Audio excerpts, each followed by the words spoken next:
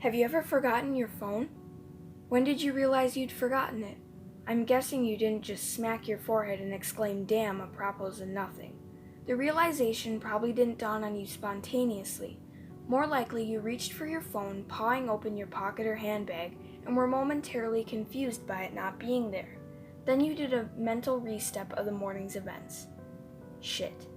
In my case, my phone's alarm woke me up as normal, but I realized the battery was lower than I expected. It was a new phone and it had this annoying habit of leaving applications running that drained the battery overnight. So I put it on to charge while I showered instead of into my bag like normal. It was a momentary slip from the routine, but that was all it took. Once in the shower, my brain got back into the routine it follows every morning, and that was it. Forgotten.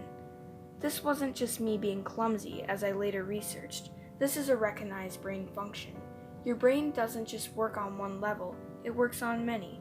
Like when you're walking somewhere and you think about your destination and avoiding hazards, but you don't need to think about keeping your legs moving properly. If you did, the entire world would turn into one massive hilarious co-op cosplay. I wasn't thinking about regulating my breathing, I was thinking whether I should grab a coffee on the drive to work. I did. I wasn't thinking about moving my breakfast through my intestines. I was wondering whether I'd finish on time to pick up my daughter Emily from nursery after work or get stuck with another late fee. This is the thing. There's a level of your brain that just deals with routine so that the rest of the brain can think about other things. Think about it. Think about your last commute. What do you actually remember? Little, if anything, probably. Most common journeys blur into one, and recalling any other in particular is scientifically proven to be difficult. Do something often enough and it becomes routine. Keep doing it and it stops being processed by the thinking bit of the brain and gets relegated to a part of the brain dedicated to dealing with routine. Your brain keeps doing it without you thinking about it. Soon, you think about your route to work as much as you do keeping your legs moving when you walk, as in, not at all. Most people call it autopilot, but there's danger there. If you have a break in your routine, your ability to remember and account for the break is only as good as your ability to stop your brain going into routine mode. My ability to remember my phone being on the counter is only as reliable as my ability to stop my brain entering morning routine mode, which would dictate that my phone is actually in my bag. But I didn't stop my brain entering routine mode. I got in the shower as normal. Routine started, exception forgotten. Autopilot engaged. My brain was back in the routine. I showered, I shaved, the radio forecast amazing weather. I gave Emily her breakfast and loaded her into the car. She was so adorable that morning. She complained about the bad sun and the morning blinding her, saying it stopped her having a little sleep on the way to the nursery, and left. That was the routine. It didn't matter that my phone was on the counter, charging silently. My brain was in the routine, and in the routine, my phone was in my bag. This is why I forgot my phone. Not clumsiness, not negligence, nothing more than my brain entering routine mode over and over, writing the exception. Autopilot engaged. I left for work. It's a swelteringly hot day already. The bad sun had been burning since before my traitorously absent phone woke me. The steering wheel was burning hot to the touch when I sat down. I think I heard Emily shift over behind the driver's seat to get out of the glare. But I got to work, submitted the report, attended the morning meeting. It's not until I took a quick coffee break and reached for my phone that the illusion shattered. I did a mental re-step. I remembered the dying battery. I remembered putting it on to charge. I remembered leaving it there. My phone was on the counter. Autopilot disengaged. Again, therein lies the danger. Until you have that moment, the moment you reach for your phone and shatter the illusion, that part of the brain is still in routine mode. It has no reason to question the facts of the routine.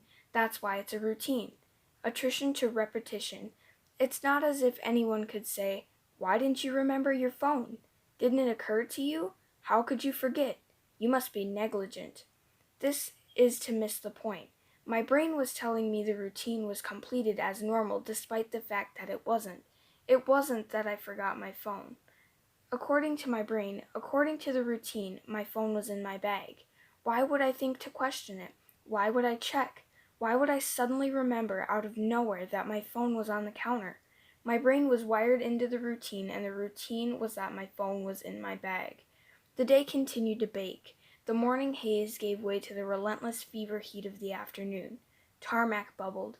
The direct beams of heat threatened to crack the pavement. People swapped coffees for iced smoothies, jackets discarded, sleeves rolled up, ties loosened, brows mopped. The park slowly filled with sunbathers and barbecuers. Window frames threatened to warp. The thermometer continued to swell. Thank fuck the offices were air-conditioned. But, as ever, the furnace of the day gave way to a cooler evening. Another day, another dollar. Still cursing myself for forgetting my phone, I drove home. The day's heat had baked the inside of the car, releasing a horrible smell from somewhere. When I arrived on the driveway, the stones crunching comfortingly under my tires, my wife greeted me at the door. "Where's Emily?" Fuck. As if the phone wasn't bad enough. After everything, I'd left Emily at the fucking nursery after all. I immediately sped back to the nursery. I got to the door and started practicing my excuses, wondering vainly if I could charm my way out of a late fee. I saw a piece of paper stuck to the door. "Due to vandalism overnight, please use the side door. Today only." Overnight? What?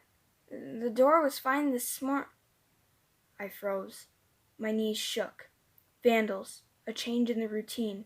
My phone was on the counter. I hadn't been here this morning. My phone was on the counter. I'd driven past because I was drinking my coffee. I'd not dropped off Emily. My phone was on the counter. She'd moved her seat. I hadn't seen her in the mirror. My phone was on the counter. She'd fallen asleep out of the bad sun. She didn't speak when I drove past her nursery. My phone was on the counter. She'd changed the routine. My phone was on the counter. She'd changed the routine and I'd forgotten to drop her off. My phone was on the counter. 9 hours. That car. That baking sun. No air. No water. No power. No help. That heat. A steering wheel too hot to touch. That smell. I walked to the car door. Numb. Shock. I opened the door. My phone was on the counter and my daughter was dead. Autopilot disengaged.